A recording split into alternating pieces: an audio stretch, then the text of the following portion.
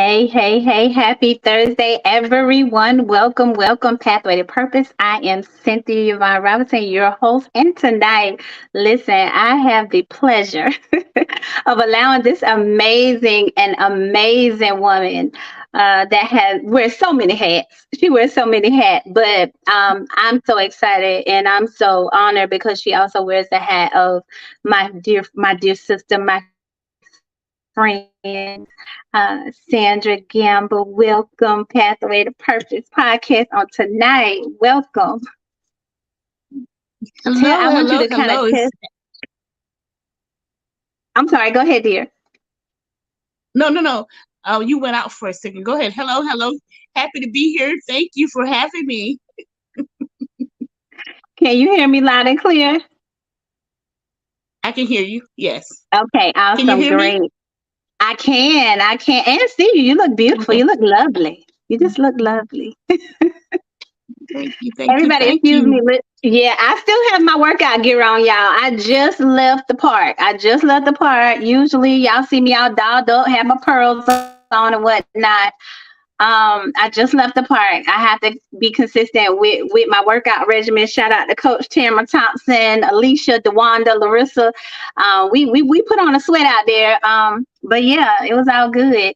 But I want you, Sandra, to tell the people who Sandra Gamble is. Sandra Gamble. Sandra Gamble is a hope dealer. Some people deal dope. I deal hope. People builder. Some people build houses. I build people. Mental health counselor, life coach, and author, and a God lover. That's Sandra. I love it. I love it. I love it. That's you in a nutshell. It really, really is. And you really, ever since I met you, you've always been dealing hope. You have always poured into people. You've always uh, been that person who has not allowed me to stay in a low place. Like you just don't vibrate low a lot at all. People say, "Oh, some people vibrate low." You're just that person that's like, "No, that's not what we're gonna do. Not today. We're not gonna do that." And that's one of the things that I absolutely love about you. Even you listen and you'll counsel, and but you will also encourage and pull up. You will not allow anyone to stay in a low place, and I'm so grateful for that. I really am. So listen, you are an author. How many times over now? Because Yes. I know I got two books on my desk at work. Well, it's time to author time too. I don't know why I want to say it's three. Maybe number three coming, y'all. Maybe I'm foreseeing something. Listen, hey, maybe I'm just excited about book number three getting here. Me having that too. I don't know, but it's okay. It's okay. Hi, Tori. Tori says good evening. Good evening, Tori. Thank you for joining us. Thank you so much. I'm so excited to have this amazing woman on with me. I've been trying to get her, y'all. She's in such high demand. She's in such high demand, and and you listen. You have to get the good ones when you can get them, because when they're in high demand, you have to say, when they start soaring, that name getting lights and on banners, you have to say, you know what? I remember when she came on my podcast and sat and chill with me and talked to the people. She cool like that. So, but listen. You are a professional. And when I say, and I said, let's chat with a professional, explain to the audience as far as professionalism, like what are you certified, licensed in? Why would I call you a professional? Explain that. Well, the reason why you would call me a professional is because I'm just that. I'm a professional. But I have a bachelor's degree in psychology and a master's in counseling with an emphasis in mental health, and also have a life coach certification with 10 plus years of mental health experience as a adult service mental health counselor. So, and I've lived mental health. Awesome. I love that. I love that. And that's why I said, let's talk with a professional, because a lot of people like to chat and have their opinions about certain things. And I knew that when I brought you on, I really wanted to hit some places that I knew that you not only had the education for it, and the experience, dealing with it. And that's one thing that I absolutely love, because you come from such a pure place. You come from an educated background, and you come with a lot of wisdom in your field. So I just love that, because you carry weight in your field. You're not playing around. You're not just getting your feet wet. You're a veteran in this thing. So to get the questions going, I actually wanted to. We're closing out. Celebrating women, the month of celebrating women. And with you dealing with mental health, I would like for you to kind of encourage someone out there that may feel like that they're at a breaking point, but feel as though, kind of like cliche when it comes to counseling, because some cultures are old school. It's like, you don't need a therapist, you just need this, or you just need that. You don't need counseling. We don't do counseling. So as a counselor, as far as women are concerned, because we're closing out this month of women, celebrating women, what would you say to a woman that is on the edge and she feels like she is just not enough? Talking to friends is not enough. Going to the pastors is not enough. Like, what would you say to her? What advice would you give her? Sure, I would love to speak to this.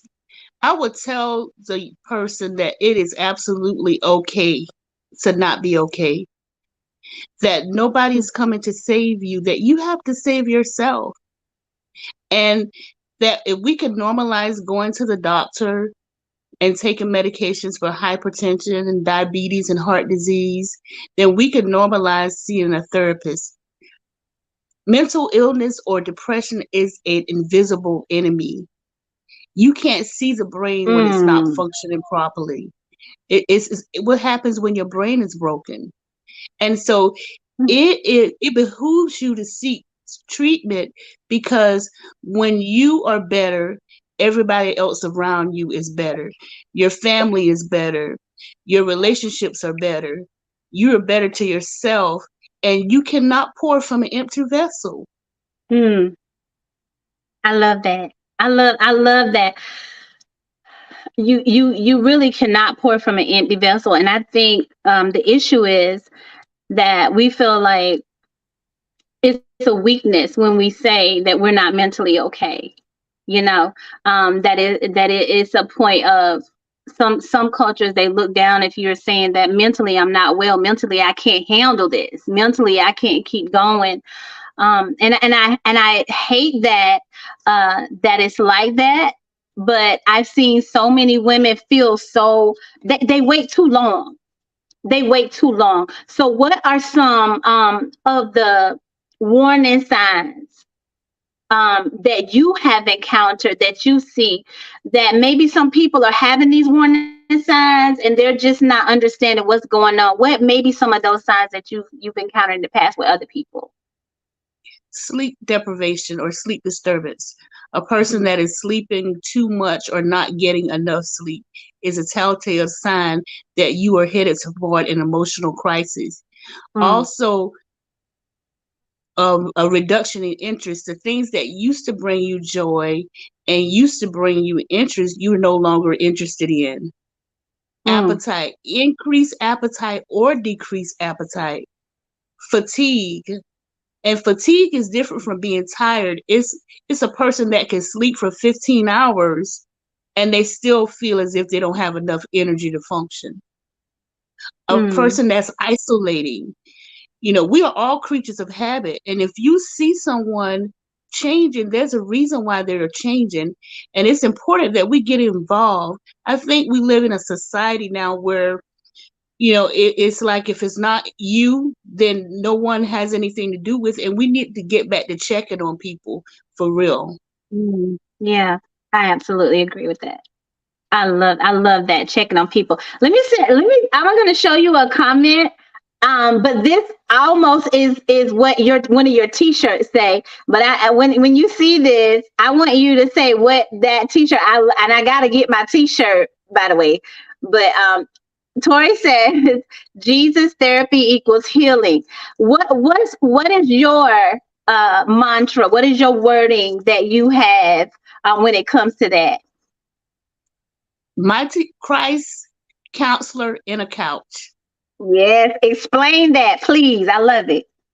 In that order, we already know that Christ is the head, and we don't want to separate Christ from crises, right? Right. We don't want to separate it. So we want Right. Christ at the head. And then we Mhm. want a counselor because we need to speak to people that are trained, that are non-biased, that are neutral, and that can challenge you in your limited belief. And it's okay to sit on somebody's couch. That doesn't make you weak, that makes you strong. Yes. I love it. Christ, counselor, and couch. Y'all, listen, this is an amazing woman. She's an author. She is a professional when it comes to mental health. She is a minister. All these things combined. So she's coming with knowledge, with experience, with anointing, with gifting, with purpose, all wrapped into one. All wrapped into one. And I absolutely love that. I want to go to your books, but first, before we go talking about your books, because your books absolutely amazing, and I gifted a few of them to people, and they were like blown away because you definitely don't look like what you've been through at all. Um, but I do want to talk to you about the N word, and the N word I want to talk to you about. This word has been surfacing lately on social media. It is on oh my gosh, outlets of social media. There's so many people that have gone viral talking about this word. There's so many people now that I feel as though they're labeled this, or they have these characteristics and now they're being called that. And the N word I'm talking about is narcissist. And yeah, that N word. And in a nutshell, and I know that's something that we're going to come back, and I actually want to have a panel and talk about narcissism in itself, because I feel as though, and I've had someone and I went into depth of this about this word, and they said you have to be diagnosed to be considered a narcissist. So, what is your take on that word? What is your take on so many people slinging the word around so freely? And is it a word that's being used too freely on people that may or may not be narcissistic or just have narcissistic tendencies? Yeah, I think a lot of times we use terms lightly, without knowing the true definition of things. Um, but a narcissist is a true mental illness, Mm-hmm. and it's a serious mental illness, and the person has a personality disorder. That means that there's a disorder in their personality. A person that is a narcissist usually has been exposed or has experienced trauma at an early age. Mm-hmm. Yes. Right. And so some of the characteristics of a narcissist is that they are self-absorbed. They will suck the life out of a room with their stuff, Mm. and they will leave you emotionally drained. They are cunning, Wow. they are baffling, and they are manipulative. Very charming, charismatic. They will wine you and dine you real quick because in hopes of you not finding out who they are. They have self-esteem and self-worth issues. and they are passive aggressive. Mm, wow. Wow. Tori said, phew, in Jesus. The reason why I wanted to talk about that particular word is because um, I feel as though people have, because one thing I know, and I've been reading on it. I've been reading on it, and I do know that you do have to be diagnosed. But also, a narcissist doesn't know that they are a narcissist, Oh, no, and no, no. they have no clue that they're a narcissist, and but the love bombing, like you said, charismatic. I mean, I've had female friends that say, "Oh my God, he swept me off my feet, honey." Before I know it, honey, we was in an engagement and married. I mean, before you know it, because they're this perfect individual, and before you know it, you're in love with them because they're this amazing person, and then later on, you see that and this is someone that I actually had a conversation with, and it's like then you see that this person competes with you, they're jealous of you, they take shots at you about your weight, your looks, how you dress, whatever. And it was like before they know it, they were trapped in this situation and they were miserable and crying every day with this person that prior a couple months ago that they were madly in love with. It's like this whole new person showed up. So yeah, speak on that, the love bombing and the gaslight. Yeah, yeah. The new person didn't show up. The mask just came off. Oh, whew, whew. Yeah, yeah. The mask came off. Yeah. Oh my. And jealousy is for the narcissist is rooted in insecurity, because anytime someone has jealousy, they're saying that they're not enough, right? Mm, right. And so what ended up happening is, instead of them celebrating your wins, celebrating your accomplishments, it minimizes them. And so in order for Mm, them to be big or feel big, they have to demean you. mm, right. Yeah. I can't celebrate with you because that should be me. Mm, I dare you take the attention from me. wow. Yeah. Wow. Wow. Yeah. Yeah, Tori, mask fall off. She said it. The mask fell off. Listen. Yeah. So one thing I wanted to ask in addition to that, when someone disconnects from a narcissist, I've heard so often, and this has been people that have actually been with someone that was diagnosed as a narcissist and not know it until later. And then there was a couple of people that it was like textbook, you know what I'm saying? What they went through, the love bombing, the gaslighting, what they did, getting family turned against them, like isolated. It was a whole bunch. So once you disconnect from a narcissist, should you seek therapy yourself to heal? Yes. Because you lost you. You lost you in that emotional roller coaster of a relationship. And a narcissist is so manipulative that you can know that it's not your fault, but they have a way of making you think and believe that it's your fault. So you Mm, walk away with a wounded self-esteem and sense of self because you lost it. They stole it from you. They robbed from you. wow. They rape you mentally. Wow. Wow. Wow. That's there is a young man, he also wrote a book called Red Flags, and his name is Tyrone Young, and Ty, the official Ty on Instagram, and I don't know if he's still on Facebook, TikTok. He is a diagnosed he's recovering narcissist. And he teaches, and that's where I kind of first started learning about narcissism, was from him, and him talking about how he loved bomb women, how he didn't care. A narcissist does not, they don't feel. And he said he always had a supply.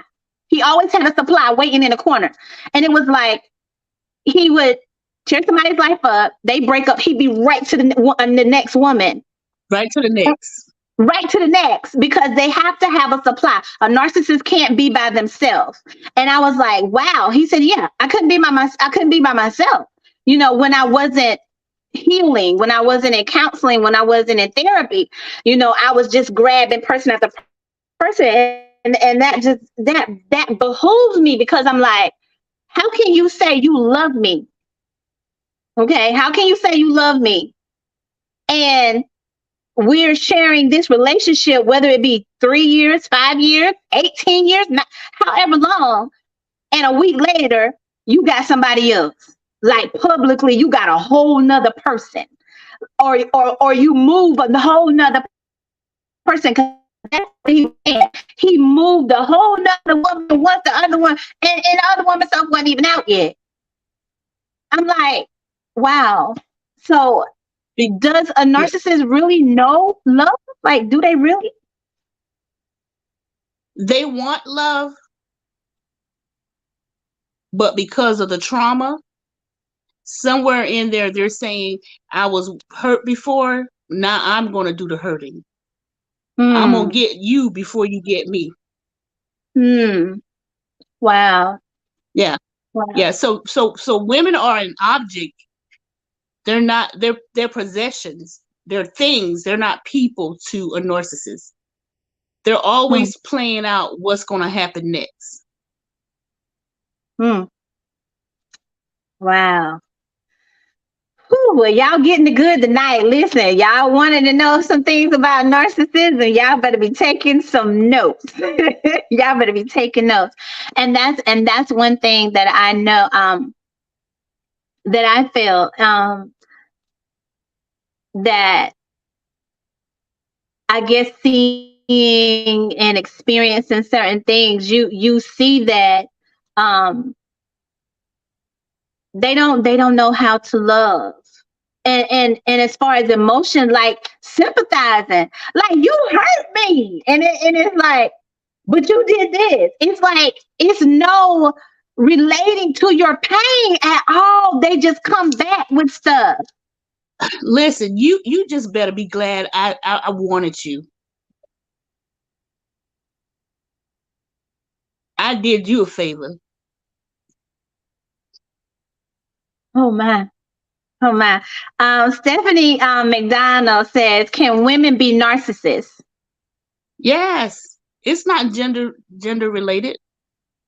No. What happens a lot of times is when people experience childhood trauma or have been exposed to trauma early on, molestation, things like that, one or two things are going to happen.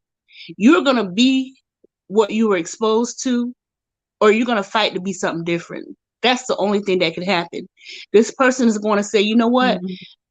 I was hurt and nobody came to save me, so I'm going to hurt people. Or they're going to say, you know what? I was hurt, but I'm going to go on this journey of healing because I don't want to be like the people that hurt me. Those are the only two outcomes that can happen. Wow. And a narcissist is a person that said, I was hurt, so let me hurt some people because nobody helped me. Yeah. Wow. Wow. And they're even. Oh wow. Oh wow. Yeah. Yeah.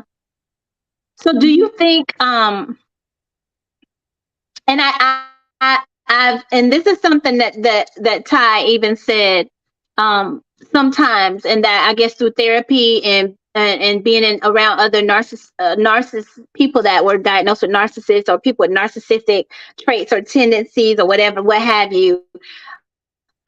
Men, as far as the men, a lot of them, not all, had issues with their mother. So, or a woman. So therefore, they mistreat women because the relationship with their mother was not a good relationship. So they end up giving the woman in their life the pain that they wanted to give that mother, that grandmother, that auntie, whoever damaged them. Then they give her the pain that they wanted to give. Is that correct, or is that? That's accurate. That is so accurate.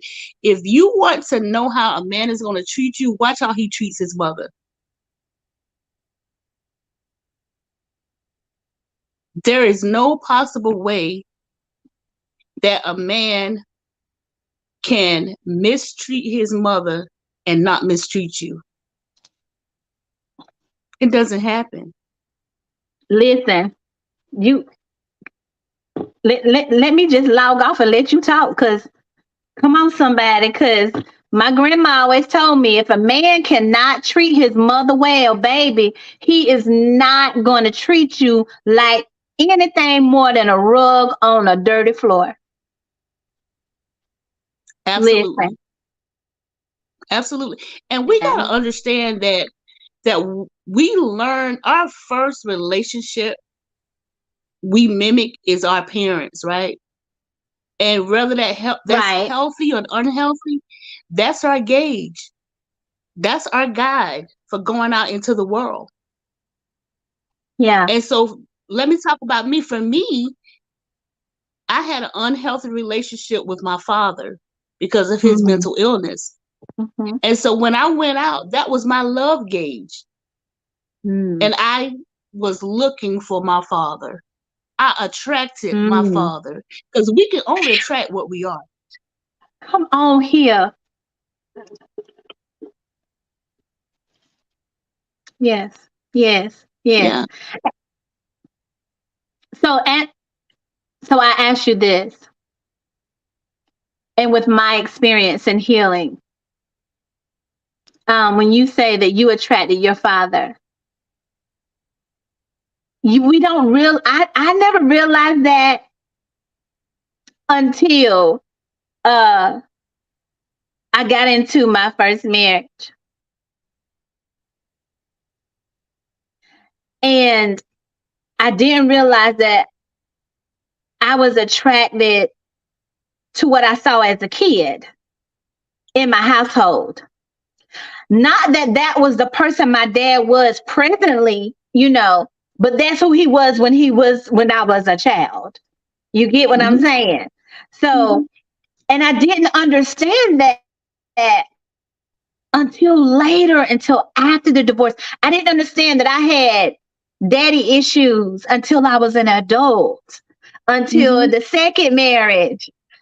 Hmm. And we don't like to admit that you got issues, girl. You got daddy issues, and you keep choosing these men because you have trauma from one, your dad being absent, two, how you saw him treat your mother, three, how he treated or didn't treat you, the lack thereof.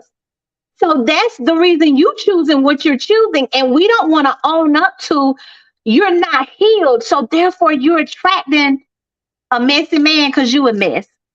I mean, talk to us. Your mate is your mirror. Whew, say that again. Your mate is your mirror. And what happens a lot of times is that we have these trauma bonds. We had trauma and we attract men with trauma, and we continue to participate in our own suffering. Whew. Mm, mm, mm, mm. I had to own my part in my suffering. Yes. Mm, And I love had it. to realize I didn't like older men. I was looking for my daddy Mm. Come on here. in a dysfunctional Ooh. kind of way Mm-hmm. Yes. because we Wow. we like comfort. We lack comfortability. So we recreated our childhood experiences in our own relationships. Yep. Yep. And that's why I tell people, stay out of relationships until you heal. Yeah. I You're agree. not mentally healthy enough to be in a relationship. Mm. And that's the term whenever I heard you say hurt people hurt people. Hurt people, you bleed on people when you're wounded, when you're not healed, you bleed on people. And that's the thing. And in a sense I felt as though, oh, okay, so I'm ready to, bond with this person, I'm ready to get married, I'm ready to do this. No, you're not. You need to know that I learned through this healing journey that I just went through, after getting out of a relationship last year, which you're like, okay, I ain't tried to heal after two marriages, and then when I go through this little, you know what I'm saying, a very short relationship, then I'm like, girl, I need to heal. I don't need to talk to nobody until I get myself together. I need to Yeah, heal. And yeah, I guess it was because what and y'all know me, I'm transparent. It is what it is. I guess it was because of the fact that I was like, how did I get here so fast? Like, how did this person come in my life so fast? Usually I'm like, I go through all the steps of questionnaire and all this stuff, and it didn't happen like that. And then as soon as it was over, boom, they were with another person. So I'm like, oh girl, well let, you need to get yourself together. well let me put a little disclaimer out there. They probably were with that person grooming her when y'all was together.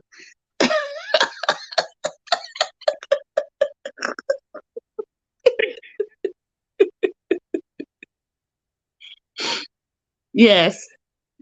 I had to exit stage left for a minute because listen here. Listen here, my counselor, my counselor. I was in a counseling session and she said, "Baby," because it looked like I said, look, people put it out there. I didn't put it out there. They put it out there. People was screenshotting and sending me stuff, and I went. I had my little counselor. My counselor said, "Child, by that being going on, why are you surprised? That's why you need to work on you. You need to work on you. You need to let that." Go on what's going on over there, but I need you to concentrate on you. And she said, why did you accept this? Why this is what we need to deal with. We need to deal with what's going on with you. And that's the thing. I needed to deal with me.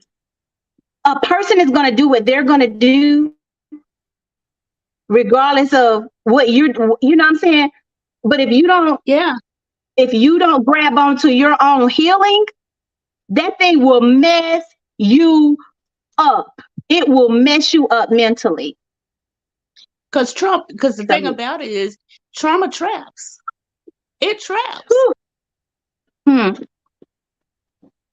That's why yeah, people stay stuck, because they don't yeah, want to do the work. They know they need to change, but mm-hmm, it takes work, and not everybody want to work.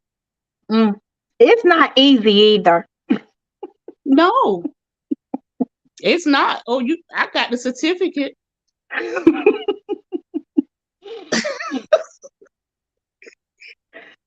Ooh, it's not easy. It Yeah, is not I easy. got the I got the certificate. Trust me, Yeah, it's not I, easy.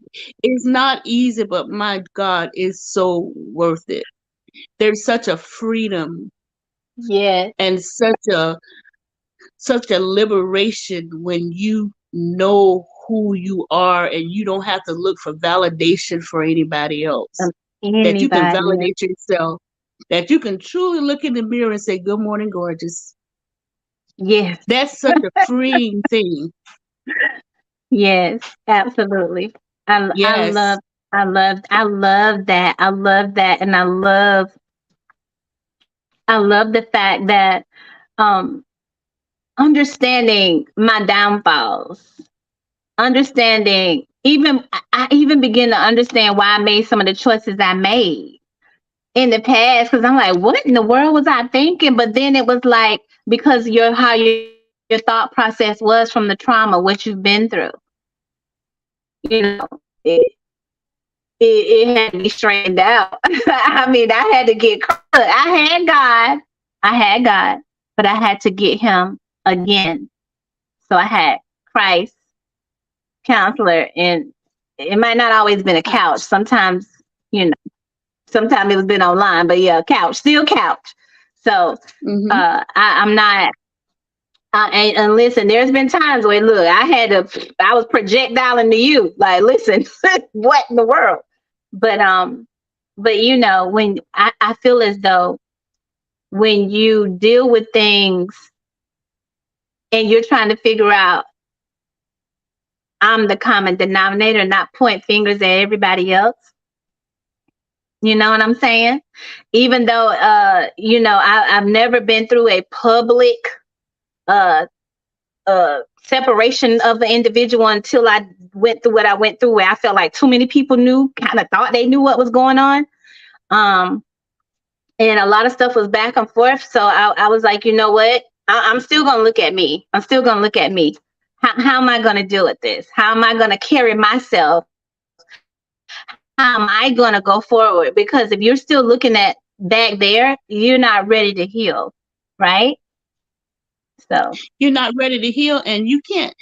I think we're too hard on ourselves because we fell in love with the representation, right.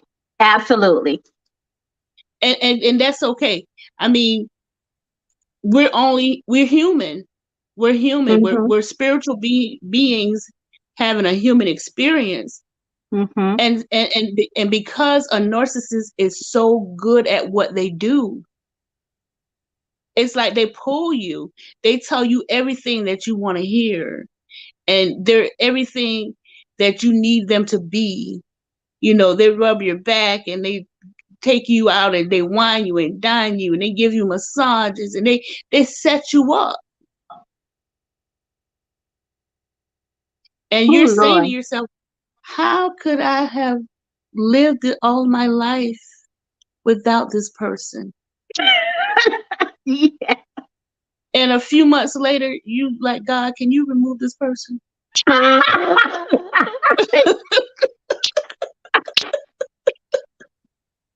Yeah, yeah, Oh my goodness. yeah, yeah, Listen, yeah, healing is necessary after that. I healing is definitely healing is necessary. It- yeah, yeah. So yeah. books. Let's before we get off, I want us to get into the books. Book one, title, and tell us the drive behind that book number one. Okay.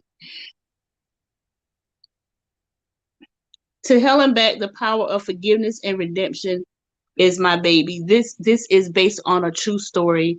My life growing up with a father who had mental illness, Mm, removing the stigma from mental illness, taking you on a journey of unforgiveness to a journey of forgiveness, and the mm, power in forgiveness and redemption, where I took care of father that couldn't take care of me.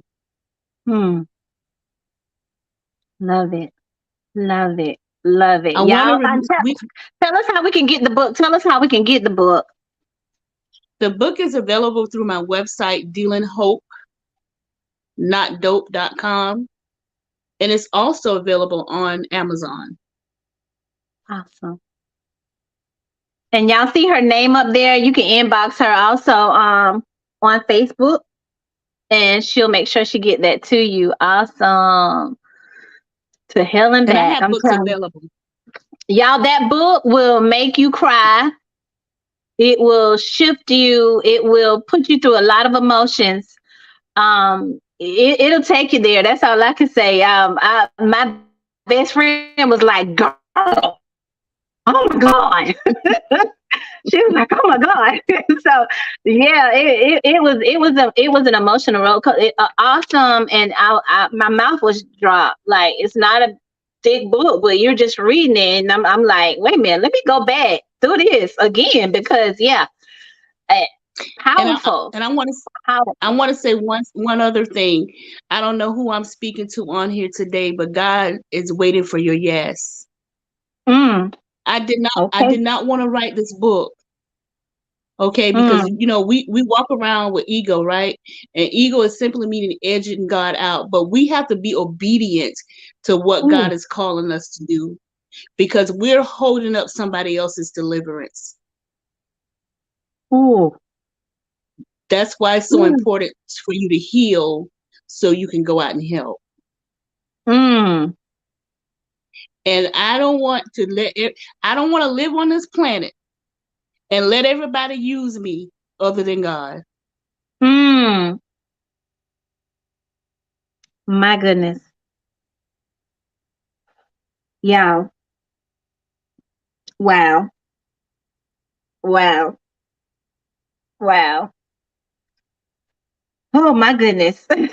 Stephanie, I know. That little Stephanie, I don't even know what to say other than I know that's right. Listen, she now I'm telling you, I've been knowing her for some years and the way she speaks, this is how she is. This is she shakes the foundation. She make you think. She she put you in check and love you and do your hope all in one sentence and you be like, oh, ouch, huh? Yeah, thank you. And she's gone.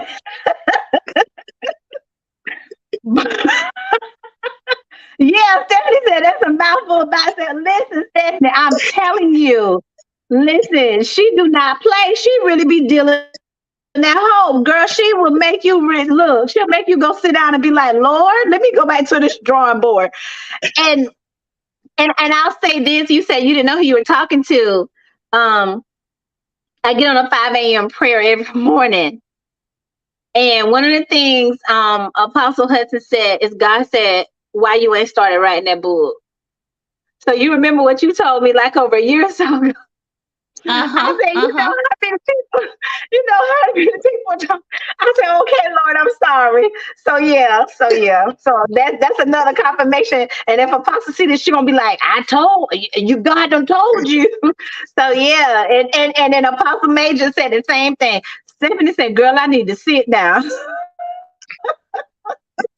Stephanie, Look at me. You see me? I'm Stephanie, looking at you, right? I know. I I know.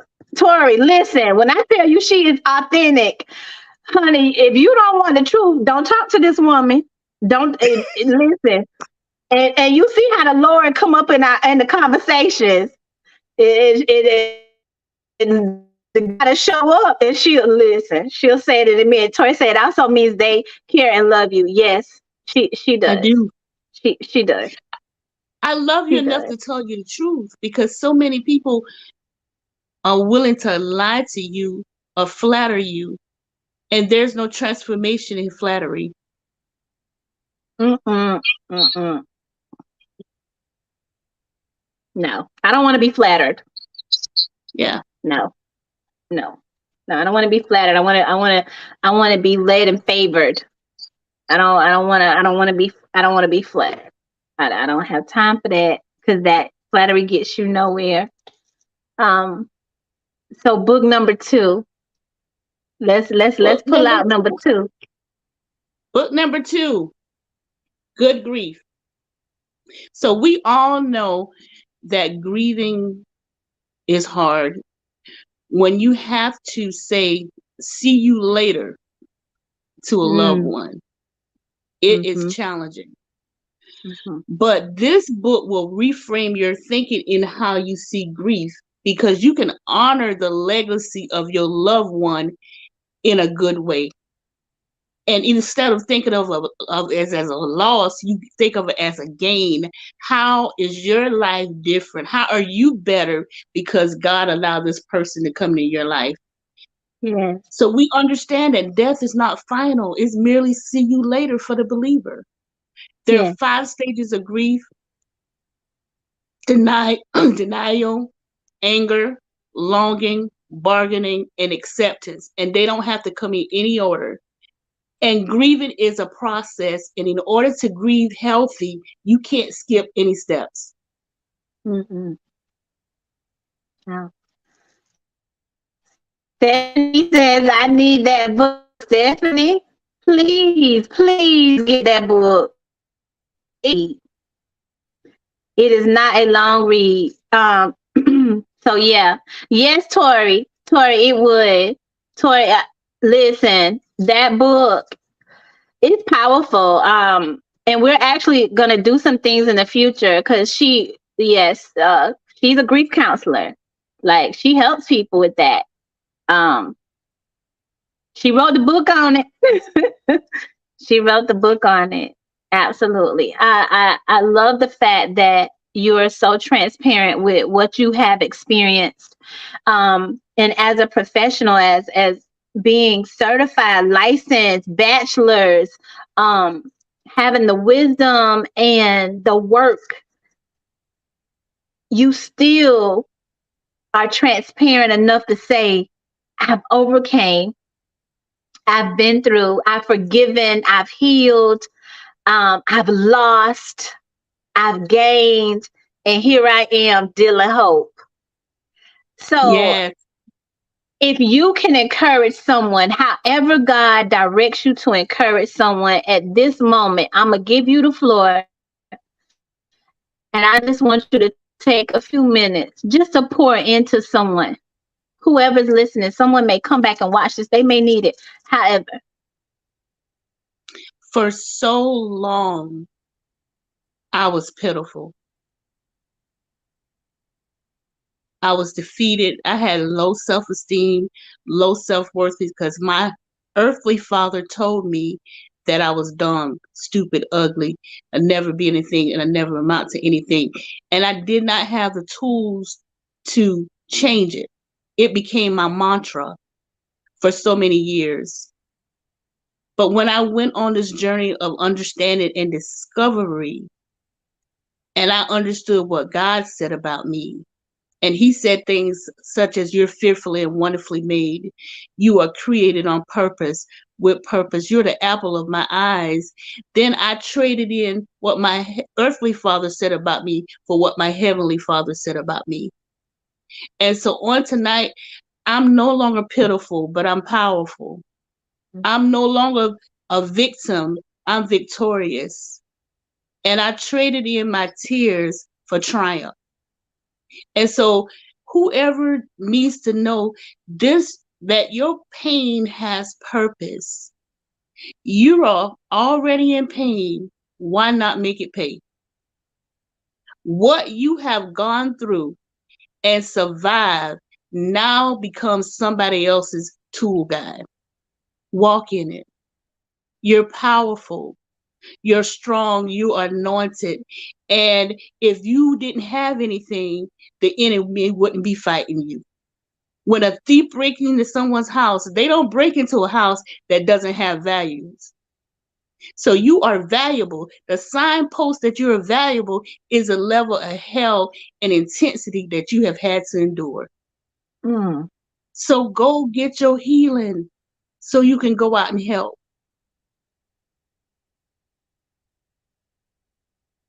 mm, mm. Wow. Y'all. Yes. Tori, listen. We are valuable. That was powerful. I'm telling you. I can't wait to see how me and this woman can connect and listen. Yes, Stephanie. Absolutely. Powerful. Powerful. Powerful. Powerful. Powerful. Love it. Love it. The impact that you have made on these souls tonight. I just want to say that I am so appreciative. I cannot wait to see what God does with you. And I pray that I am a part of this, of some of it, just a tad bit. Lord, give me an inch, give me a size of a rice flake. I'm cool with that because just You just gonna to be, you're part of it. Just to sit back and watch you and hear you. Um, yeah, I've got to get you in front of a small group of women. God is doing great things, and I've got to get you in front of a small group because in this season, it is time to empower. It is time to not just empower women, but empower the men. It's time to empower each other. It's time to let each other know who we are, and just your voice. You carry weight, woman. You carry weight. You walk heavy. You walk heavy, lady. Listen, even in them cute heels you be wearing, you walk so heavy, and your voice has to be heard. So I'm definitely going to bring you back on. I hope that you will accept because listen, we got to do this in a greater scale because you have so much to say. You have so much to say. And I thank you. And again, tell us how we can get those books and tell us how they can reach you on social media because you have such amazing things that you say every day on social media. Yeah, follow me, Sandra Gamble. I also have a group called the Hope Dealer. Look for it on Facebook and visit my website, dealinghopenotdope.com. Inbox me. I promise you, these books are not just books. These books are impactful. They will change your life. If you apply them, they will change your life. I've had Yes. people say it has changed their life. But what would Mhm. have happened if I kept my mouth muted? Whew. Okay, Lord. We have Wow. to unmute our mouth in this season. Hmm. Love it. Unmute our mouths in this season. Stephanie, make sure you get this book. Tori, get this book for your friends. Make sure they get this book. You guys need these books. Uh, oh man, to hell and back was like, yeah. It blew my cap off. I put my cap back on and kept reading. So and so yeah, listen, yes, listen, Stephanie, it's an investment. Um, it is a small investment for a big impact. How about that? It is a small investment for a big impact. Will cost you less than a Happy Meal because y'all know Happy Meals about $20 these days. They about 25 dollars. You know what I'm saying? There's no more cheap $5 meals no more. If they is, you don't want to eat it because that ain't real food. Hmm. But yes, please, I implore you. I've read them. I've gifted them out. So if it touched you, the grief one, to hell, I think everybody should have to hell and back. I just think you should. If you've been through anything, I don't care if you stump your toe on a tree trunk and you said ouch or you said another word that ain't godly, you need the book. So just get it because it's gonna bless your soul.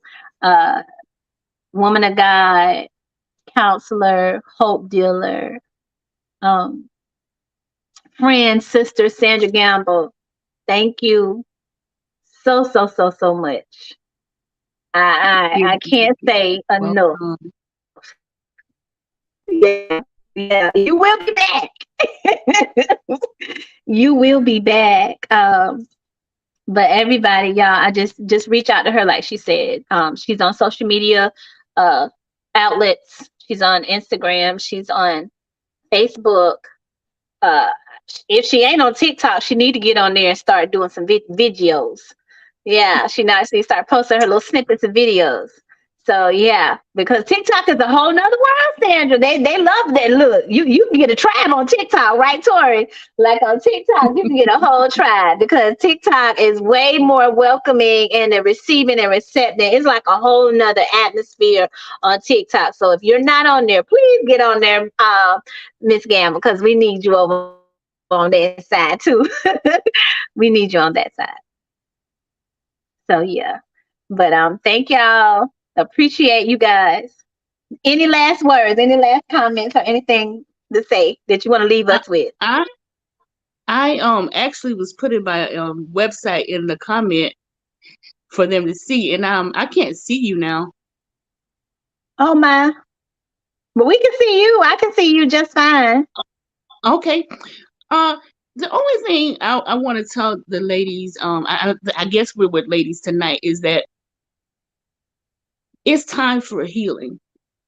You know, Mm-hmm. we dress up so well outwardly, but it's that inner person that needs to heal. It's that wounded child that's still stuck when you're 45 and 50, and you carrying that throughout life, and you don't have to. Like, if you do the work, you're so much better. God is willing to give you beauty for ashes if you would just do the work. It's so worth it. Mm-hmm. Yeah. We don't have to drag this trauma around. Unpack your bag and travel light. Woo. Yes. I love it. I love it. Pack light, y'all. You hear her. She said travel light. Unpack your bags. Get your healing. Whew. Thank you so much, Sandra Gamble. Stay on because you and I are gonna talk and backstage. Listen, y'all, get your healing. We're closing out the month of celebrating women. Get your healing, but never allow anything to deter you or stop you on the pathway to your purpose. Y'all have a blessed night.